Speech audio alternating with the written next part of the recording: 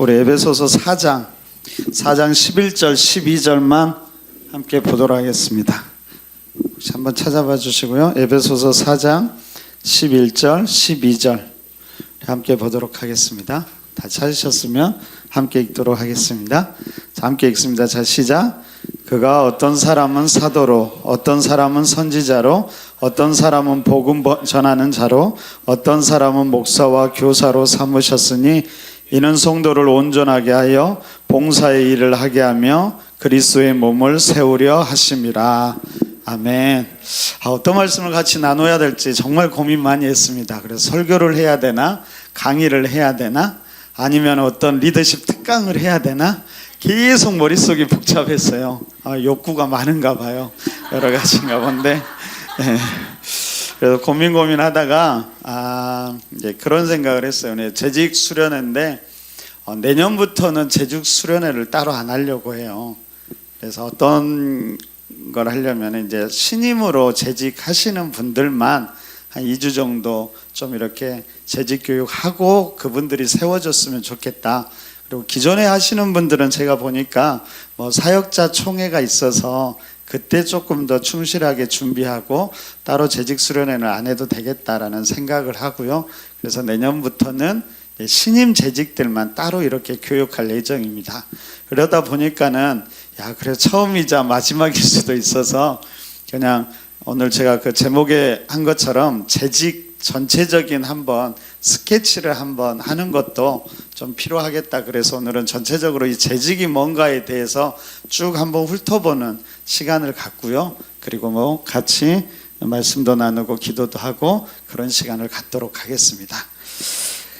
주일 아침부터 많이 힘드시죠? 일부 예배 나오신 분들은 계속 바쁘시고 그러는데요. 아무튼 너무 감사합니다. 어떤 분이 그러더라고요. 설교 듣고 눈치 봐서 차마 도망 못 가고 왔다고 부담스럽다고 그러더라고요. 네, 감사합니다. 그리고 확실히 사역팀이 있어야겠더라고요. 사실은 우리 목회자들에게 간식을 꼭 준비했으면 좋겠습니다 했는데 바쁘다 보니까 정신이 없어서 간식도 하나 제대로 못 준비한 것 같아요. 그래서 다음에 꼭 함께 도와주시면 더 잘 될 수 있을 거라고 생각합니다. 여러분 나누어드린 유인물 한번 보시면 될 것 같아요. 다 가지고 있으세요? 찬양팀 없으세요? 다 없으신 분 손 들어보세요. 들으실 때 앞에 강의에 너무 집중하셔서 한번 출애굽기 18장 12절 27절 한번 찾아보시고요. 그 다음에 사도행전 6장 1절 7절도 한번 찾아보시면 좋을 것 같습니다. 자, 아침에 설명했는데 다 받으셨죠? 네. 아직 안 받으셨어요? 손 들면 우리 목회자들이 도와드릴 거라고 생각이 되어집니다. 자, 아침에 그 재직의 의미에 대해서 말씀드렸죠? 자, 재자는 무슨 재요? 모든 재. 직자는 지책. 그러니까 재직이란 뜻은 뭐예요? 교회 모든 직분을 사실은 재직이라고 합니다. 근데 이제 이 재직이 조금 이렇게 세분화가 돼요. 그래서 전체가 다 사실은 재직이긴 하지만 세분화되면은 목회자와 재직을 나눌 수 있습니다. 그래서 목회자는 목사와 전도사를 이야기하고요. 순수하게 재직이라고 하면 장로, 권사, 안수집사, 서리집사라고 이야기할 수 있습니다. 근데 또 이 재직은 항존직과 임시직으로 나눌 수가 있어요. 항존직은 누가 있을까요? 장로, 권사, 안수집사, 그리고 목사. 목사도 사실은 항존직이에요. 표현이 그런데 임시직은 어떻게 될까요? 1년직입니다. 1년직. 거기는 전도사, 서리집사. 그러게 되는 거예요. 그러니까 사실은 집사, 서리집사님들은 임명을 할 때 매해 임명을 해야 돼요. 임명을 안 받으면 사실은 새로 성도가 되는 거예요. 네, 그러니까 명확하게 따지면 저 다른 교회에서 집사 받았어요. 그 말이 안 되는 거예요. 네, 새로운 교회 가면 그 교회에서 임직을 받아야 집사 직분이 되는 거예요. 그러니까 1년 지나면은 끝나는 거죠. 네. 근데 항존직은 달라요. 계속적으로. 그리고 사실 이명을 해오면은 그 이명을 증서를 가지고 이렇게 해주기도 합니다. 근데 제가 보니까 길가의 교회는 항존직 임명이 사실은 다른 교회보다 훨씬 더 쉬워요. 예. 사실은 이제 임명을 해 와야 되는데 그런 것들이 정확하지가 않아요. 제가 있던 이제 이전에 섬겼던 주님의 교회는 또 사람이 많잖아요. 이게 불명확한 거예요. 그래서 주님의 교회는 다시 선거를 다 해야 돼요. 성도부터 시작하는 거예요. 물론 이제 권사 직분을 받으면 권사님이라 불러주지만 이 교회에서 공식적으로 하려면 그렇게 해야 되는 거예요. 그렇지 않더라도 보통 교회는 심으로 넘어가기 위해서는 그렇게 하는 경우도 많이 있습니다. 저희 길가의 교회는 사실은 길가의 교회가 맞을 수도 있어요. 왜 그러냐면 항존직은 교회는 다 같은 교회잖아요. 다 주님의 몸된 교회니까 다른 교회에서 항존직을 받으면은 똑같이 이렇게 할 수도 있다. 그것도 가능하다고 봅니다. 저희 교회가 지금까지는 이제 1년이 지나면 자연스럽게 이렇게 했어요. 근데 이제 내년에는 새로 되시는 분들은 좀 교육을 받아야 될 것 같아요. 저하고 교육을 해서 교육 안 받으면 내년부터는 이제 임직을 안 줄 거예요. 올해 임직 받으신 분은 훨씬 감사하고 다행이라고 생각하시면 되고요. 많이는 안 받고 한 2주 정도 저하고 이렇게 같이 좀 공부도 하고 그러면서 세울 예정입니다. 아무튼 그런 게 있다라고 생각하시면 될 것 같습니다. 자, 교회 공동체에서 왜 이 재직이 세워졌는가도 우리가 한번 생각해 보면 좋을 것 같아요. 가장 기본이 되는 게 구약은 출애굽기 18장 12절부터 27절이고요. 신약은 사도행전 6장 1절부터 7절이에요. 사실 오늘 제가 말씀을 아침이든 오후든 나누고 싶었던 말씀이 신약 성경 사도행전 6장 말씀이었는데 아무튼 계속 이렇게 고민하고 기도하다가 말씀이 바뀌긴 했는데요. 이 두 구절이 우리 재직, 공동체에서 재직이 시작되었다라는 거예요. 우리 한번 볼까요? 우리 출애굽기 18장 한번 보도록 하겠습니다. 우리 12절부터 좀 많은데요. 27절까지. PPT가 되나요? PPT가 되면 우리 한번 교독함으로 우리 함께 읽어보도록 하겠습니다. 출애굽기 18장 12절부터 우리 한번 우리 13절부터 보도록 할게요. 13절부터 끝까지 27절까지 저와 여러분들이 한 절씩 교독하겠습니다. 제가 13절 읽겠습니다. 이튿날 모세가 백성을 재판하느라고 앉아있고 백성은 아침부터 저녁까지 모세 곁에 서 있는지라.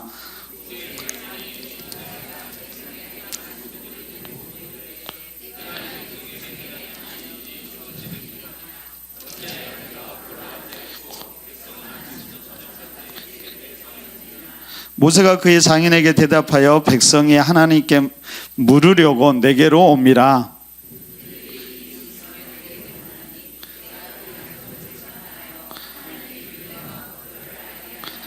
모세의 장인이 그에게 이르되 내가 하는 것이 옳지 못하도다.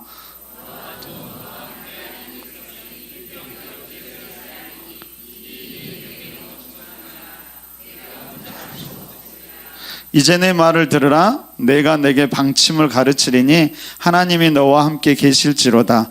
너는 하나님 앞에서 그 백성을 위하여 그 사건들을 하나님께 가져오며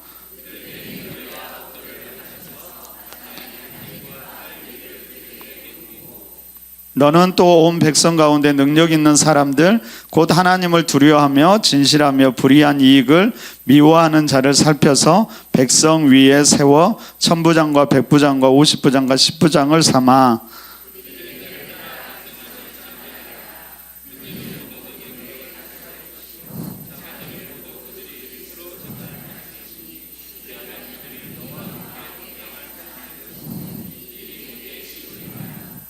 내가 만약 이 일을 하고 하나님께서도 내게 허락하시면 내가 이 일을 감당하고 이 모든 백성도 자기 곳으로 평안히 가리라.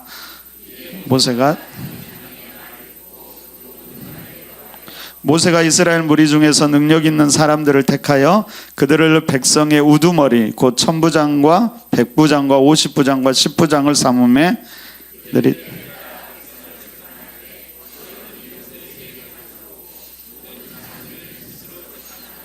함께 읽습니다.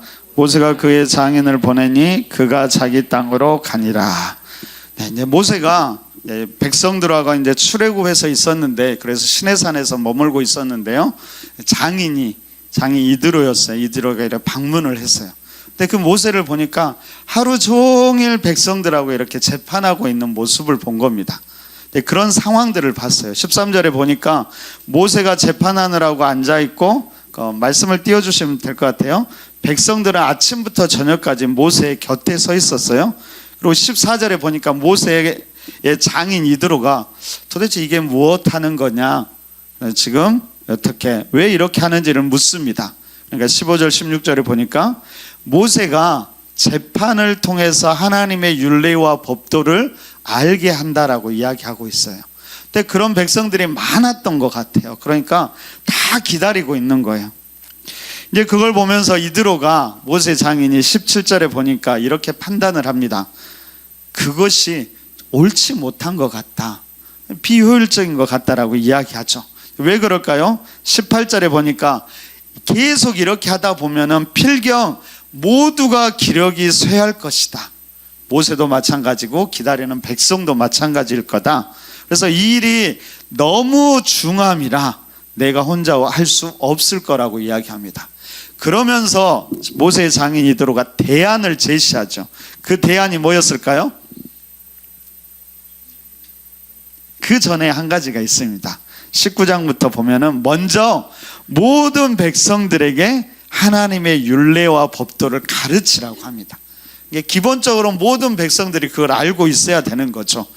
그런 다음에 능력 있는 사람, 하나님을 두려워하며 진실하며 불의한 이익을 미워하는 자들을 그 다음에 지도자로 세우는 거예요. 1000부장, 100부장, 50부장, 10부장을 세우라는 거예요. 그래서 작은 일들은 그들에게 맡기라는 거예요.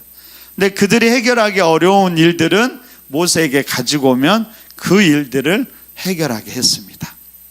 그래서 여기서 기대되는 효과가 뭐가 있었을까요? 마지막에 보면 내가 이 일을 잘 감당하고 백성도 자기 곳으로 평안히 갈 수 있다. 모두가게 유익이라고 이야기하는 거예요. 이게 구약에서 여러 가지 직분들, 지도자들이 생겨나게 된 계기였습니다. 자, 이건 머릿속에 잘 넣으시고요. 신약성경 한번 보도록 하겠습니다. 사도행전 6장 한번 보도록 하겠습니다. 사도행전 6장 우리 1절부터 7절까지 한 번 더 교독하도록 하겠습니다. 제가 1절 읽겠습니다. 그때 제자가 더 많아졌는데 헬라파 유대인들이 자기의 과부들이 매일의 구제에 빠짐으로 히브리파 사람을 원망하니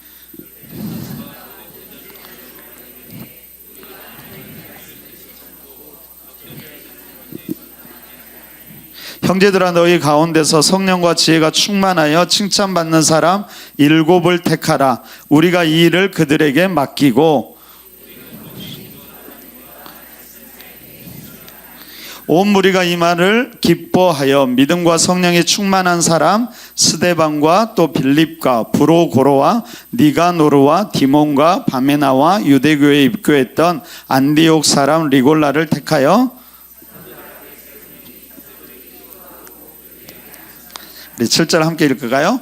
하나님의 말씀이 점점 왕성하여 예루살렘에 있는 제자의 수가 더 심히 많아지고 허다한 제사장의 무리도 이 도에 복종하니라. 여러분 상황이 어떤 상황이었을까요? 1절에 보니까 어떤 상황이에요? 제자가 많아지게 되었다는 거예요. 그래서 성령의 역사로 믿는 이들이 폭발적으로 증가하게 되었습니다. 그로 인해서 발생했던 문제 2가지가 있었는데 뭐였을까요? 당시 교회에서 행해야 되는 중요한 일들 중에 하나가 예배하는 일도 있었지만 또 한 가지 중요한 일은 구제하는 일이었어요.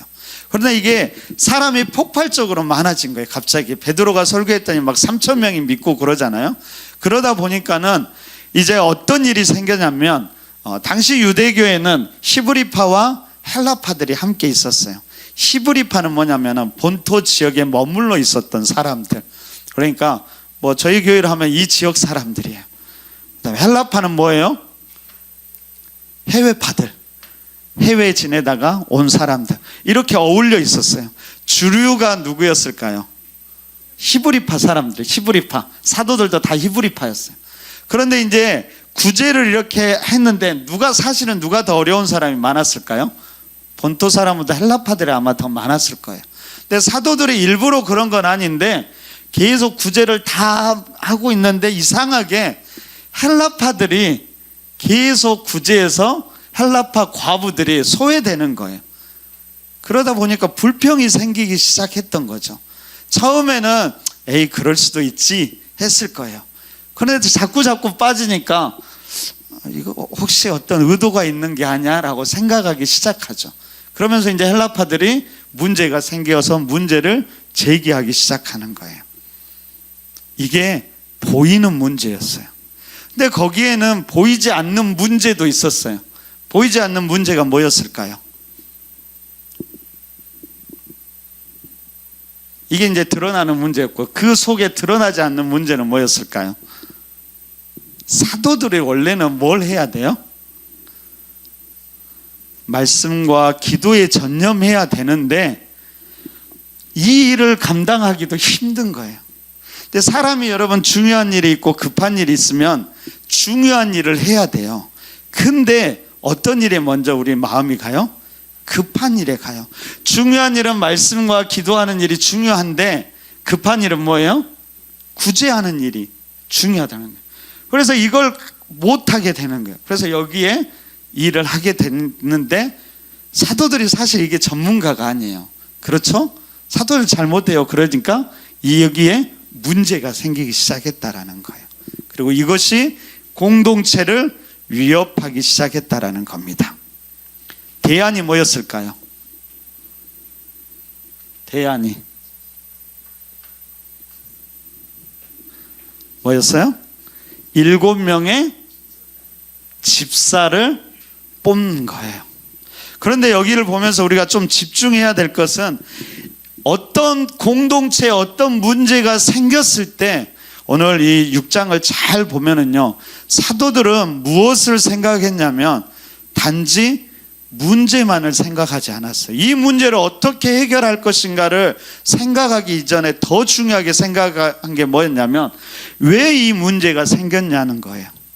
그러면서 사도들이 이 문제의 원인을 뭐라고 보냐면 바로 접대를 일삼으면서 하나님의 말씀을 놓친 것, 오히려 사도들이 말씀과 기도 사역, 이 본질적인 사역에 집중하지 못한 것이 문제의 원인이라고 생각했다라는 거예요. 단지 보이는 게 문제가 아니라. 그러면서 사도들은 그 고민을 했겠죠. 어떻게 하면 우리가 다시 말씀과 기도에 전념할 수 있을까를 고민했다라는 거예요. 그리고 그 대안으로 나온 게 이것이었어요. 단지 헬라파가 계속 빠져서 이걸 세운 게 아니라 어떻게 하면 우리가 더 본질적인 일에 집중할 수 있을까를 고민하다 보니까 이 일은 누군가를 세워서 맡기는 것이 공동체에 훨씬 더 유익이 될 거라고 생각했던 거죠. 그래서 7명의 집사를 뽑았어요. 근데 여러분, 여기서 말하는 집사는 사실 우리가 지금 말하는 재직의 집사와는 달라요. 이 집사는 사실은 모든 직분을 이야기해요. 그래서 어떤 사람들을 뽑아요? 일 잘하는 사람들을 뽑은 게 아니었어요. 어떤 사람을 뽑아요? 성령과 지혜가 충만하여 칭찬받는 사람들을 뽑았다라는 거예요. 물론 이들이 감당해야 되는 건 뭐였어요? 가장 기본적으로는 구제하는 일이었어요. 그러니까 여러분, 재직은 어떤 역할을 하는 사람이냐면 기본적으로 일을 하는 사람이에요. 근데 우리는 교회에서 어떤 일을 하거나 이 일에 대해서 부정적인 생각을 가지고 있어요. 일은 좀 뭐라고 해야 되나요? 굳이 얘기하면 좀 막 낮은 사람이 해야 되고, 우리는 좀 높으면은 이걸 하면 안 된다고 생각해요. 그렇지 않아요. 여러분, 수도원들이 항상 초대교회 시기에 수도원 운동들이 일어나면서 항상 수도원은 가지고 있었던 모토 중에 하나가 일을 뭘로 봐요? 일과 기도를 같이 봤어요. 일이 곧 노동이 곧 기도고 기도가 노동이라고 생각했다라는 겁니다. 그러니까 공동체를 건강하게 만들기 위해서 사도들이 말씀과 기도에 집중할 수 있도록 재직들이 이 일을 감당해 주는 거예요. 그러면서 이 교회에 이런 재직들이 생겨나게 되었다라는 거예요. 근데 초대교회가 참 대단한 게요, 7명의 집사들 이름을 보면 다 헬라적인 이름이에요. 그게 무슨 말이에요? 헬라파의 리더들을 뽑았다라는 거예요. 여기에 손해보고 그렇게 막 한다고 생각하니까 이 사람들을 배려해서 뽑았다라는 거예요. 그리고 저는 한 명을 뽑은 게 아니라 7명을 뽑은 것도 대단한 것 같아요. 함께 뽑았다라는 거예요. 함께 일하도록. 그런 것들. 그래서 결국에는 어떻게 됐을까요? 그 결과가 오늘 설교 때도 이야기했는데 어떻게 됐어요? 하나님의 말씀이 점점 왕성하여 예루살렘에 있는 제자의 수가 더 심히 많아지고 허다한 제사장의 무리도 이 도에 복종하니라. 이 사도행전 말씀도 여러분 꼭 기억하시면 좋을 것 같아요. 자, 그러면 여러분 우리가 출애굽기 말씀도 보았고 사도행전 말씀도 보았는데 왜 재직이 필요할까요? 여러분 생각할 때 왜 재직이 필요할 것 같아요?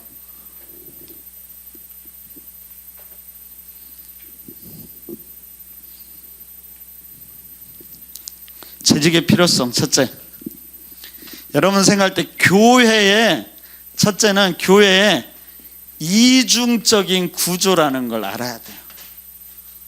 여러분 교회의 정의는 뭘까요? 교회는 두 가지의 형태가 있어요. 굳이 쉽게 얘기하면 첫째는 영적인 모임이에요. 그래서 예수 그리스도를 몸으로 삼는 우리는 다 몸이라는 거예요. 교회는 영적인 기관이에요. 그런데 잊지 말아야 될 건요, 교회는 사람들의 모임이기도 해요. 그래서 보네포 같은 사람들은요, 이 두 가지의 기능을 다 존중하면서 이 사람들의 모임을 그냥 지극히 세상의 기관과 같은 모임도 있다라는 거예요. 그런데 이 문제가 뭐였어요? 사람들이 급속하게 많아졌을 때 재직들이 생겨났다라는 거예요. 왜요? 이것을 효율적으로 운영하기 위해서. 교회는 영적 기관인데 굳이 뭐가 재직이 필요해요? 라고 이야기할 수도 있는데요. 아니요. 교회는 사람들의 모임이기도 해요. 기관이기도 해요. 그러니까 이걸 어떻게 하면 효율적으로 이끌어갈 수 있을지에 대한 어떤 재직의 이런 것들이 필요하다라는 거예요. 하지만 재직들이 이 일에만 신경 쓰면 안 돼요. 항상 교회는 영적인 기관이기 때문에 재직들은 함께 이 일을 신경 써야 한다라는 겁니다. 그래서 교회는 항상 영적인 기관이지만 사람들의 모임이라는 것도 생각하시면 좋을 것 같습니다. 자, 그러면 이런 재직을 세우는 목적이 있어요. 자, 두 번째로 그러면 재직을 세워서 왜 세우는지를 보기 위해서는 에베소서 4장 11절 12절 말씀을 봐야 돼요. 다시 한번 보도록 할게요. 함께 읽어볼까요? 에베소서 4장 11절 12절입니다. 자, 시작. 그가 어떤 사람은 사도로, 어떤 사람은 선지자로, 어떤 사람은 복음 전하는 자로, 어떤 사람은 목사와 교사로 삼으셨으니 이는 성도를 온전하게 하여 봉사의 일을 하게 하며 그리스도의 몸을 세우려 하심이라. 사도로, 선지자로, 복음 전하는 자로, 목사로, 교사로 삼았는데 그 이유가 뭐예요?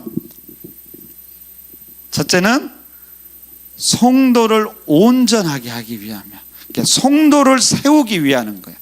두 번째는 봉사의 일을 하게 해서 어디를 세울까요? 공동체를 세워가는 거예요. 그리고 결국 이것을 통해서 뭘 세워요? 그리스도의 몸을 세우는 거예요. 여러분, 재직은 일하기 위해서 뽑았어요. 효율적으로 이 수많은 사람들을 잘 이렇게 이 기관을 이끌어가기 위해서. 근데 그것은 단순하게 일만 하는 것이 아니라 그 일을 통해서 누구를 세워요? 성도를 세우는 거예요. 뿐만 아니라 그 일을 통해서 뭘 세워요? 몸된 교회 공동체를 세우는 거예요. 뿐만 아니라 그 일을 위해서, 그 일을 통해서 누구를 세워요? 그리스도의 몸을 세우는 거예요. 그러니까 여러분들 리더자들은 성도들에게 사역과 어떤 봉사하는 일을 주면서 일시키기 위해서 주는 거 아니에요. 그 일을 통해서 어떻게 하라고요? 성도가 온전하게 세워져 가라는 거예요. 뿐만 아니라 그 일을 통해서 뭐예요? 교회를 세우라는 거예요. 뿐만 아니라 그 일을 통해서 그리스도의 몸, 그리스도도 세워간다라는 거예요. 봉사자들은 이런 생각들을 가져야 돼요. 나 오늘 이 일에 그러지 말고 이 일을 통해서 나를 온전하게 세워가는구나. 그리고 이 일을 통해서 우리 교회를, 공동체를 세워가는구나. 그리고 그리스도를 세워가는구나. 그게 여러분들이 하고 있는 일이라는 겁니다. 자, 그러면 여기에서 제일 중요한 핵심이 뭘까요? 성도를 온전하게 하여 봉사의 일을 하게 하며 그리스도의 몸을 세운다. 핵심은 뭘까요? 아니요, 봉사의 일을 하게 하는 거예요. 봉사의 일을 하게 하는 거. 말했잖아요. 이 봉사의 일을 하게 해서 성도를 온전하게 세우는 거고요. 이 봉사의 일을 통해서 교회를 세우는 거고, 봉사의 일을 통해서 그리스도의 몸을 세운다라는 겁니다. 그래서 여러분들이 이 일, 봉사에 대한 개념들을 잘 가지고 있으면 좋을 것 같습니다. 자, 그러면 누구를, 그리고 직분자를 어떻게 세워야 될까요? 그건 이제 읽지는 않을 텐데, 사도행전 1장 12절부터 26절에 보면 처음으로 누군가를 세우는 장면이 나옵니다. 일단 감람산에서 예수님이 이렇게 승천하셨어요. 그러니까 제자들이 돌아와서 예수님이 뭐라고 그랬어요? 예루살렘을 떠나지 말고 너희가 기도하는 데 힘쓰라고 그랬어요. 그래서 돌아와서 기도했어요. 그래서 다락방에서 다 함께 마음을 같이해서 오로지 기도하기에 힘씁니다. 그리고 그때 베드로가 일어나서 이제 이렇게 이야기하죠. 야, 우리 12제자였는데 유다가 배반하고 죽었잖아. 그래서 유다를 대신할 사람을 뽑자라고 했어요. 그래서 어떻게 했을까요? 첫 번째로 어떻게 했을까요? 이 뽑는데 그 기준이 있었어요. 기준이 뭐였냐면 예수님의 공생애 때 우리와 항상 함께 다니던 사람 중에, 그러니까 재직을 뽑을 때 우리 중에 있는 사람들, 함께 해온 사람들 중에 뽑았다라는 거예요. 동시에 함께만 하면 되냐? 아니, 우리의 목적과 같게 예수의 부활을 증거하는 사람, 우리의 교회의 목적에 합당한 사람을 뽑기로 했다라는 거예요. 뽑는 과정은 어땠을까요? 먼저 두 사람을 추천합니다. 그게 바로 누구였을까요? 요셉이라는 사람과 마띠아라는 사람을 추천했어요. 그런 다음에 어떻게 했어요? 기도했어요. 기도한다는 것은 무슨 말일까요? 그 결정권을 하나님께 맡기는 거예요. 그 다음에 어떻게 했어요? 제비를 뽑았어요. 우리가 교회에서 잘못 생각하면 제비 뽑기 한다고 해서 그냥 다 뭐 기도를 하죠. 기도하고 제비 뽑아서 누구든지 할 수 있게 하자 하는데, 아니요, 이런 조건들을, 과정들을 거쳤어요. 우리 안에 있는 사람들 중에서 같은 목적과 비전을 가진 사람 중에서 할 만한 사람을 추천을 먼저 했어요. 그리고 이들을 놓고 기도하고 이들 중에 제비를 뽑았다라는 거예요. 여러분들 혹시 구역 뭐 할 때, 다음 할 때 이런 과정을 뽑아보세요. 제가 늘 가끔 강조해요. 구역장 권찰들도 1년씩 이렇게 돌아가면서 다 하라고. 그러면 구역장 권찰들은 정말 좋아하는데 구역원들은 별로 안 좋아하더라고요. 하세요. 그래서 여기까지는 다 됐잖아요. 한 두 사람 추천해서 기도하고 제비 뽑기 해보세요. 할 수 있으면 저는 잘 돌아갔으면 좋겠어요. 그리고 아까 이 앞전에 이제 욕구에 대해서 우리가 공부했잖아요. 근데 핵심은 뭘까요? 다 다양한 욕구를 가지고 있다라는 거예요. 그럼 이 다양한 욕구가 공동체 안에 모아지게 해야 돼요. 내가 다 하려고 하면 안 돼요. 결국에는 나로 인해서 욕구가 다른 사람은 상처받을 수도 있잖아요. 그래서 공동체 안에 각자의 역할을 반드시 주어야 돼요. 구역장 권찰 혼자 다 하려고 하면 안 되고요. 구역원들이 뭔가는 하나의 역할들을 반드시 가져야 돼요. 그리고 구역장도 구역장으로서의 역할을 갖는 거예요. 이걸 바꾸면은 자연스럽게 또 바꾸어져요. 그러니까 예를 들어서 목사님 구역장 하라고 하면 하시고요. 목사님 저 구역 공부할 시간이 안 돼요. 그러면은 꼭 여러분들이 안 나와도 돼요. 쉽게 이야기하면 여러분들 전체를 잘 통솔하면 되는 거예요. 그럼 보내세요. 구역 식구를 보내도 돼요. 구역 식구 중에 잘 가르칠 것 같은 사람을 보내세요. 그럼 그 사람이 배워서 그 사람이 구역 안에서 공부할 수 있어요. 찬양 잘하는 사람 찬양 시키세요. 구역장 못하는데 내가 막 인도하지 마시고요. 시키세요. 그리고 구역장 권찰 다 연락하려 하지 말고 은사가 있는 사람 있잖아요. 연락을 잘하는 사람 그러면 그런 사람 시키세요. 그래서 역할들을 다 주는 거예요. 뒷정리 잘하시는 분은 뒷정리 시키고. 그래서 모이면은 이런 것들도 고민하셔야 돼요. 그래서 같이 이렇게 하는 것들을 생각했으면 좋겠습니다. 네. 어디 하는지 잊어버렸어요? 어찌됐든 마띠아스 때 이렇게 했다라는 걸 기억하시면 될 것 같고요. 아까 사도행전 6장에서는 7 집사를 선출했죠. 중요한 건 뭐냐면은 문제가 생겼을 때 문제 자체만 보지 말고 우리가 놓쳐버린 본질은 없는지를 생각해야 돼요. 우리 길가의 교회에 만약에 어떤 문제가 생겼다 그러면 그 문제 자체에 집중하는 것보다도 혹시 우리가 뭔가의 본질을 놓쳐서 우리에게 하나님이 어떤 문제를 생기게 하지는 않았는가. 우리 가정에 어떤 문제가 생겼으면 문제 자체만 보지 말고 우리 가정의 본질을 우리가 놓쳐버린 것은 없는가. 그 본질에 집중하면서 해결책을 찾아가라는 겁니다. 그런 과정들을 거쳤으면 좋겠습니다. 정리하면 그렇습니다. 여러분 직분자는 누가 어떻게 세우냐면요, 공동체의 필요에 따라서 공동체에 있는 사람 중에서 밖에 있는 사람 데려다가 직분자 세우면 안 된다라는 거예요. 하나님과 사람들에게 인정받는 사람들 중에서 복수로 공동체가 추천하지만 최종 결정은 누구에게? 하나님께, 성령님께 두는 거라고 생각하시기 바랍니다.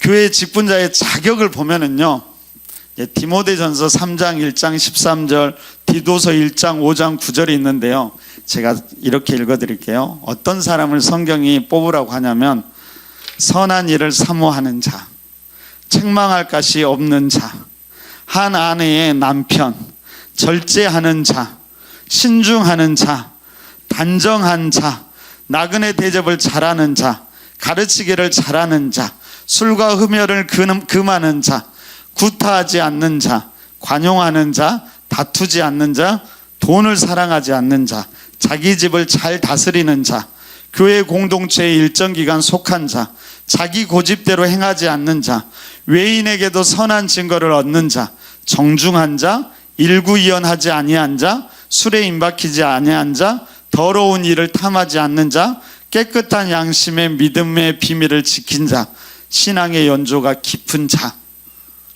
여러분들 이런 사람들이십니까? 나 다 해당된다. 손 들어보세요. 여러분 다 은혜로 돼 있는 거예요. 지금 은혜로. 근데 저도 안 되는 게 많더라고요. 성경이 이렇게 하는데 어떻게 해야 될까요? 나 다 못 지킬 것 같아. 그냥 안 해야겠어. 그래야 될까요? 중요한 건 뭘까요? 기준과 방향이에요. 기준과 방향. 이 기준과 방향이 필요해요. 하나하나 보면서 내가 적어도 바른 방향으로 조금씩 가야 돼요. 저는 우리 믿음의 생활에서 이게 중요하다고 생각합니다. 완벽할 수는 없어요. 하지만 그 방향으로 조금씩 가셔야 된다라는 거예요. 그래서 너무 부족함에 절망하지 마시고요, 조금씩 그 방향으로 가시기를 바랍니다. 자, 그러면 재직의 이제 역할, 재직은 무엇을 해야 되는가? 첫 번째는, 여러분, 재직은 어떤 사람이냐면요, 재직은 모든 그리스도인들은 마찬가지예요. 가장 작은, 저는 교회라고 생각을 해요. 모든 성도들은, 우리는 원래는 뭐라고 그래요? 우리 몸이 뭐라고 그래요? 성경에서 성전이라고 그러죠. 성전이에요. 성전을 다른 말로 하면 저는 교회라고 생각을 해요. 교회에는 표지라는 게 있어요. 표지라는 게 뭐냐면, 교회라면 반드시 있어야 하는 거예요. 이게 없으면 교회가 아니에요. 그것이 5가지가 있어요. 뭐가 있을까요? 교회라면 반드시 있어야 하는 것, 맞아요. 예배가 있어야 돼요. 교회 예배가 없으면 그건 교회가 아니에요. 두 번째는 뭘까요? 생각나는데 얘기해 보세요. 어떤 거요? 성도? 성도는 아니고요. 이제 성도는 기본이고, 교제도 중에, 여러분, 교제하는 것도 교회에 반드시 있어야 돼요. 교제가 없는 것, 친교하는 것을 그냥 우습게 생각하면 안 돼요. 반드시 이건 교회에 있어야 되는 거예요. 세 번째는 교육이 있어야 돼요. 반드시 가르치고 가르침을 받는 게 있어야 한다라는 거예요. 네 번째는 뭐가 있을까요? 선교 또는 전도가 반드시 있어야 돼요. 5번째는 양육은 교육에 들어가는 거예요. 어떤 거요? 봉사. 물론 이제 크게 볼 수도 있지만은, 봉사는 일단은 교회 안에서의 섬김이라고 생각하면 좋을 것 같아요. 그리고 선교는 교회 밖에, 그리고 전도하는 것. 이 5가지가 있을 때 그걸 교회라고 해요. 자, 그러면 재직이나 성도들은, 성도가 뭐라고, 누구라고요? 우리의 몸은 성전이고 교회예요. 그러면은 우리들도 반드시 이게 있어야 돼요. 여러분, 재직이 예배드리지 않으면 재직이라 할 수 있어요, 없어요? 없어요. 우리는 교회예요. 그러면 반드시 교제해야 돼요. 나 혼자만 그냥 교회 갔다 예배드리고 올래? 그건 교회가 아니라니까. 이건 반드시 교회라면 교제가 있어야 돼요. 나는 더 이상 배울 것도 없고 가르칠 것도 없어. 아니요. 반드시 교육하거나 교육을 받으셔야 돼요. 교회는. 네 번째, 선교 전도 반드시 하셔야 되는 거예요. 제가 올해는 이제 우리 길가의 교회가 이제 하나하나 정착되고 여러 가지가 하는데요. 그래서 강조 안 하는데 반드시 선교 전도도 하셔야 되는 거예요. 아마 내년 정도는 좀 강조하지 않을까 생각이 되어집니다. 그리고 5번째, 봉사해야 돼요. 봉사만 받으면 안 되고요. 어떤 식으로든 무엇이든 봉사해야 된다는, 이 5가지 교회 표지가 나의 표지가 돼야 된다는 것도 여러분들이 생각하시면 좋을 것 같습니다. 자, 두 번째는 재직은 뭘 해야 되냐면요, 뭘 해야 될까요? 여러 사람이 있다 보니까는 뭘 해야 되냐면 회의를 해야 돼요. 회의. 교회에서 있는 회의 한번 볼까요? 첫 번째, 제일 상위 기관, 제일 높은 회의가 뭐가 있을까요? 당회는 제일 높은 회의가 아니에요. 그래요. 공동의회가 제일, 교회에서 제일 중요한 회의고 제일 높은 회의예요. 모든 중요한 사항은 공동회의에서 결정해야 돼요. 공동회의 기준은 뭘까요? 세례 교인 이상이 다 참석하는 거예요. 그래서 교회의 중요한 문제는 반드시 여기에서, 그러니까 목회자를 뽑을 때도 공동의회를 통과해야 돼요. 그 다음에 교회 재산이 변동되는 것도 공동회의를 통과해야 되는 거예요. 안 되면 다 무효예요. 저 뽑을 때 공동회의 안 했으면 저 이제 다시 잘릴지도 몰라요. 다 잘리는 거예요. 자, 두 번째는 뭐가 있어요? 재직회. 재직회는 누가 해요? 재직들이 하는 거예요. 재직들. 여기에서 하는 제일 중요한 건 뭐가 있을까요? 항상 재직의 가장 중요한 것은 헌금과 관련해요. 이게 원래 그 7주사도 했던 게 뭐예요? 구제하고 그런 것들이 헌금과 돈과 관련되는 일들. 사실은 돈과 관련되는 일들을 집사님들이 다 하셔야 되는 거예요. 예. 절대 목회자들 이런 거 제발 시키지 마세요. 저는 돈도 계산도 잘 못해요. 어쨌든 재직회는 이런 헌금에 관련된 것 한다. 그 다음에 또 이제 그 이상은 뭐가 있냐면요, 7위회라고 해요. 7위회. 운영하고 이것을 지켜가는 것. 이것이 뭐가 있을까요? 당회가 있어요. 당회는 엄밀히 말하면 7위회예요. 그래서 이런 것들이 잘 되고 있는가도 하고 어떤 중요한 결정도 여기서 하긴 하죠. 그 다음에 이 상위가 뭐가 있을까요? 노회가 있어요. 노회. 그리고 노회 더 상위는 뭐가 있을까요? 총회가 있어요. 네, 여러분 이제 여러 가지 역사적인 게 있는데요. 장로교회는 노회 정치예요. 장로교에서는 당회가 중요한 게 아니고 이게 중요한 게 아니라 개교회가 중요한 게 아니에요. 공동체가 중요해서 제일 중요한 것은 노회예요. 목사도 임명을 누가 하냐면 사실은 여러분들이 뽑는 거 아니에요. 목사에 대한 책임은 누가 있냐면 노회가 가지고 있는 거예요. 그래서 처음에 취임할 때는 작년에 제가 12월 달에 이취임식을 했어요. 취임은 사실은 엄밀히 따지면 임시예요. 임시. 근데 이제 저는 위임을 받았어요. 진짜로 되려면은 위임이 돼야 돼요. 위임. 굳이 예를 들면 취임은 임시직이에요. 그냥 이제 남녀가 만난다고 하면은 그냥 약혼한 거예요. 네? 위임식을 거쳐야 이제 결혼하는 거고 이제 정직원이 되는 거예요. 평생. 예전에는 그래서 위임식을 하면은요, 목사를 교회가 함부로 자르지 못했어요. 정말 큰 문제가 있으면 어떻게 해야 되면 그건 재판을 통해서 그 목사를 쫓아내는 거예요. 그러니까 위임은 정말 중요한 문제예요. 근데 사실 길가의 교회나 주님의 교회는 위임이 의미가 없어요. 왜 그럴까요? 임기가 있어요. 그러니까 사실 이 위임을 한다는 것은 평생 간다라는 거지, 사실은 임기 있는 교회는 이미 임기가 끝나면 그때 어떤 것을 다 하기 때문에 사실 위임은 별로 의미가 없는 거예요. 어찌됐든 이 위임은 노예의 권한이기 때문에 노예가 와서 하는 거예요. 우리끼리 할래요? 그게 안 되는 거예요. 왜 그러냐면 목사는 노예 소속이에요. 그러니까 엄밀히 따지면 노예가 저를 뽑아서 길가의 교회에 파송하는 거예요. 이게 원래 개념이에요. 그럼 우리 길가의 교회는 어떻게 돼 있을까요? 어디 소속일까요? 각 지역마다 노예가 있는데 우리는 평양노예요. 평양노예인데 평양노예에서 갈라졌어요. 이제 많다 보니까. 그래서 평양노예는 사실 평양에서 시작돼요. 우리 다 북한하고 관련있을지 몰라요. 그래. 평양에 이제 그게 복음이 이제 시작되었다 하잖아요. 평양 대부흥운동도 있었잖아요. 어찌됐든 거기에서 해서 해방 때 이렇게 내려오신 6.25 때 내려오신 거예요. 그래서 평양 노예는 전국에 다 흩어 있어요. 원래 노예는 지역을 기반으로 해요. 그래서 서울 노예면 서울을 기반으로 하고, 그런데 평양 노예는 다 섞여 있어요.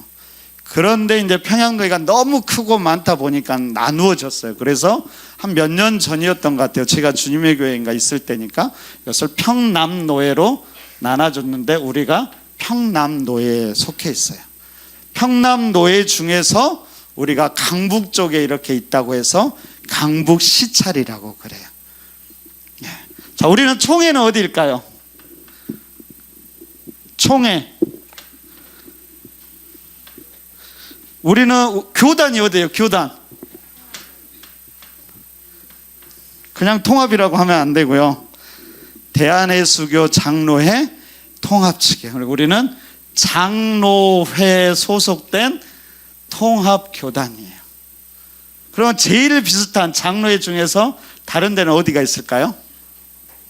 합동. 통합하고 합동하고 어떻게 틀려요? 통합, 합동. 어떻게 다를까요?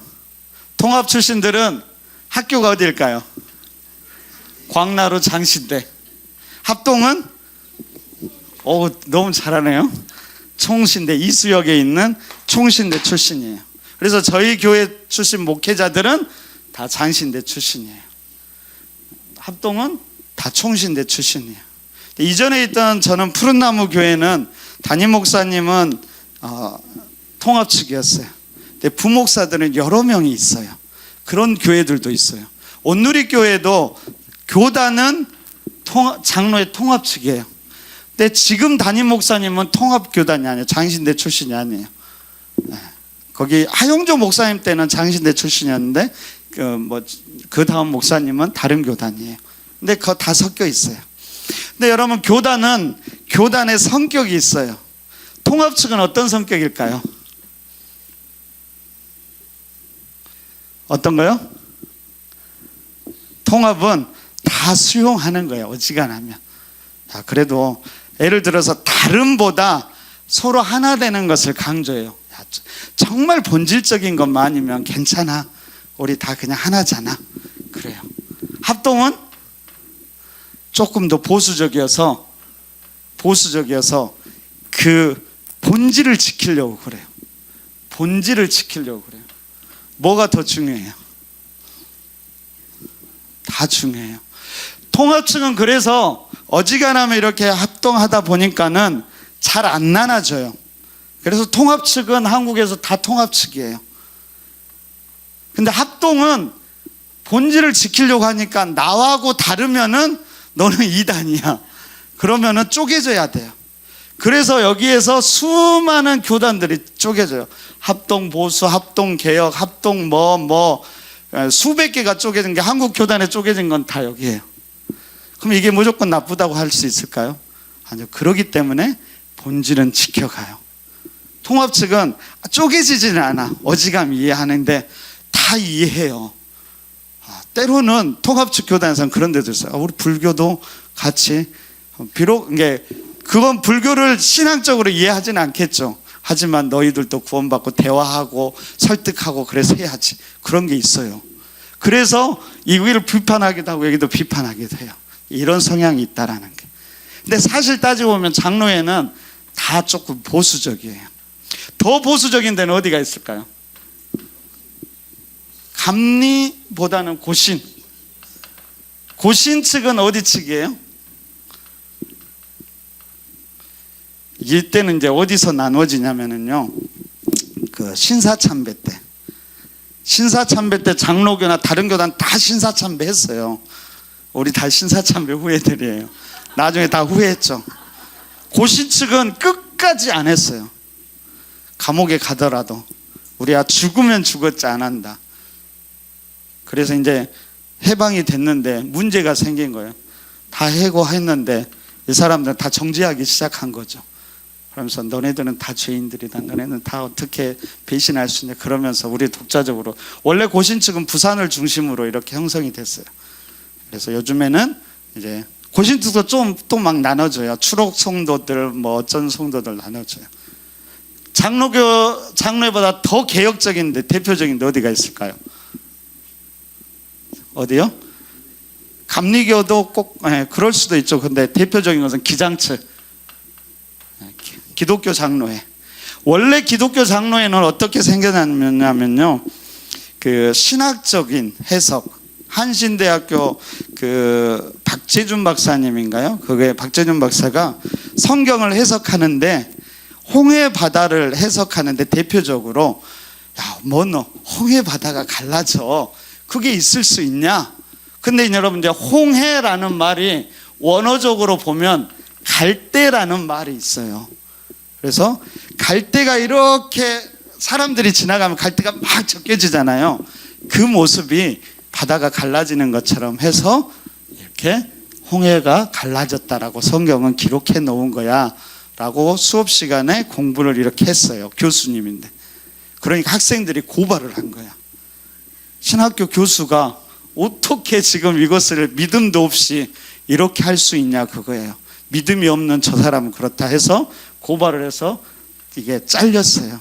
그러면서 생겨난 것이 기독교 장로예요.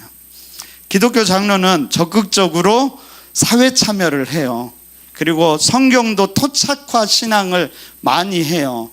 그래서 제가 직접 보지는 못했지만 그 예수님이 유대인 중에서는 성찬식을 뭘로 해요? 빵과 포도주로 하잖아요. 예수님이 한국에 살았다고 생각해봐라. 뭘로 성찬식을 했을까요? 막걸리로 하지 않았겠냐고. 그래서 우리는 막걸리로 성찬식을 하겠다. 예수님 피가 조금 그렇죠? 하얀색이니까. 근데 이해는 가는 면도 있잖아요. 이렇게 했다라는. 그리고 이제 이것과 조금 이제 대표적으로 좀 달라진 것이 순복음 계열. 순복음 계열은 성령 운동이 치열한 거죠. 근데 사실은 장로교회는요, 대표적인 장로교회 어디가 될까요? 한국에서, 우리나라에서 대표적인 장로교회, 원래는 소망교회. 원래 소망교회는 아멘도 없어요.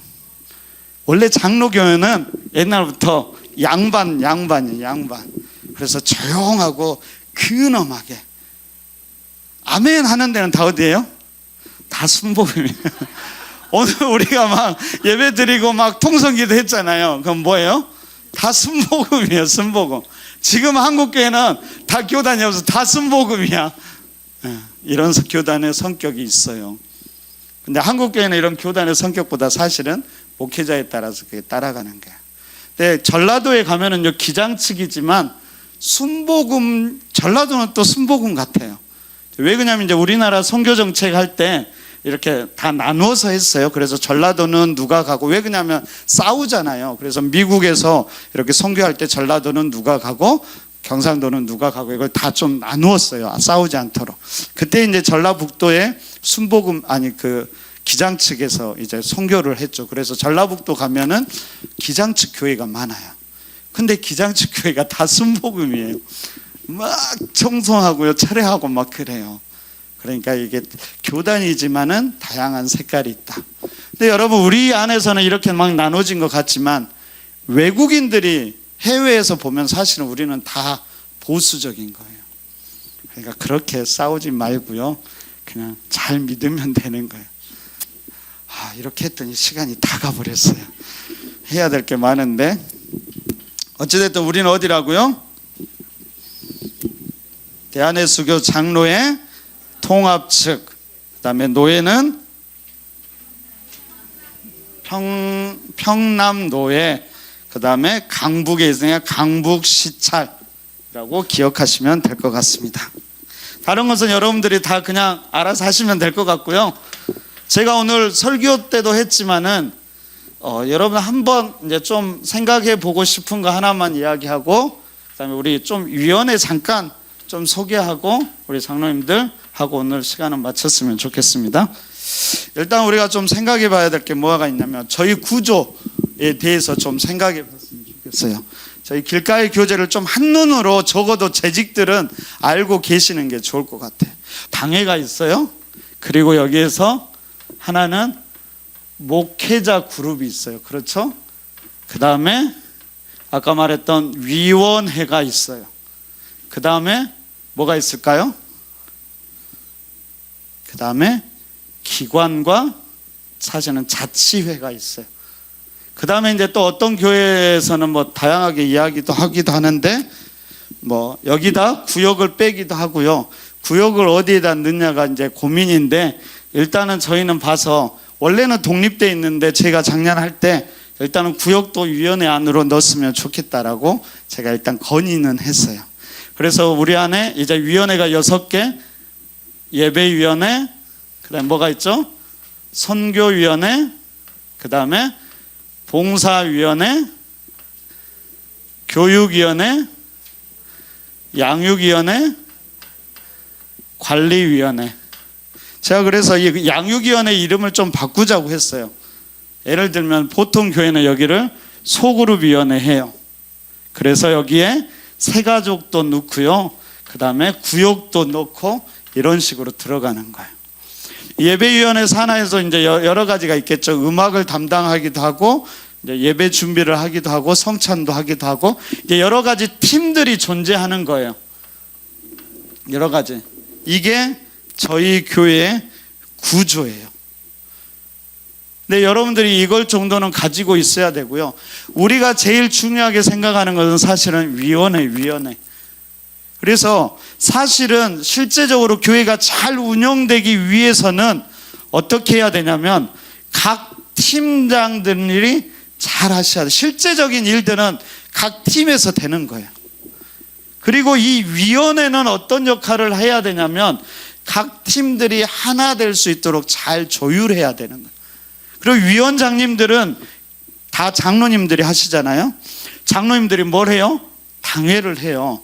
당회를 할 때 장로님들은 어떤 걸 해야 되냐면 내 생각을 갖고 당회를 하면 안 돼요. 장로님들은 위원회에서 위원회에 정리된 생각을 가지고 당회에 참석해야 되는 거예요. 그러니까 여러분들은 팀장님들이나 그 팀원들은 이 장로님과 때로는 토론도 하고 설득도 하면서 장로님 당회 가서 이런 거 얘기해 주, 어찌됐든 최고 결정 기관은 여기니까요. 여기에서 최대한 의견을 내서 이런 거 얘기해 주십시오 하면 장로님들이 그걸 가지고 당회에 오는 거예요. 그래서 다른 위원회들을 장로님들과 서로 조율을 하는 거예요. 그러면서 어떤 것들이 결정이 돼야 되는 거예요. 때로는 장로님이 듣고 왔는데 못할 수도 있어요. 그러면은 장로님 다시 오라고 해서 위원회에서 막 괴롭혀야 돼요. 왜 우리 이렇게 했는데 왜 안 해주세요? 왜 장로님 그랬어요? 가서 다시 얘기해 주세요. 그렇게 해야 돼요. 그러면 장로님들 나도 힘을 다 썼어. 어떻게? 그러면 또 이해도 해 주셔야죠. 뭐라고만 하면 안 되잖아요. 왜 그러냐면 전체를 좀 조율하다 보니까 여기에 의견만 다 들어줄 수는 없잖아요. 그러니까 조율하다 보면 이런 일이 있을 수 있다라는 걸 이해해 주셔야 돼요. 어찌됐든 교회가 건강해지려면 각 팀들이 활발하게 이루어져야 되는 거예요. 사실 위원회와 각 팀 사이에 한 가지씩이 더 있어요. 뭐가 있을까요? 부가 있어요. 부. 예배부도 있고 뭐부도 있는데 여기도 사실은 이 팀들이 많아지면 부 중심으로 사실은 움직여야 돼요. 그래서 사실은 예를 들면 예배부도 다 모이지 말고 우리 찬양과 관련된 찬양부, 예를 들면 음악부라고 하면 음악과 관련된 부서들끼리 모일 수 있어야 돼요. 그래서 전체 찬양팀도 좀 조율하고 우리 찬양대도 좀 해서 어떻게 이 음악 관련돼서 더 발전시킬 것인가 이런 것들이 논의가 돼야 되는 거죠. 어찌됐든 우리는 지금 이게 없으니까 각 팀장님들이 잘 해야 돼요. 중요한 게 뭐냐면은 제가 오늘 설교도 했듯이 재직들은 이 각 팀에 거의 다 들어가요. 그리고 팀원들을 채워가야 되는 거예요. 나 혼자 다 일을 하지.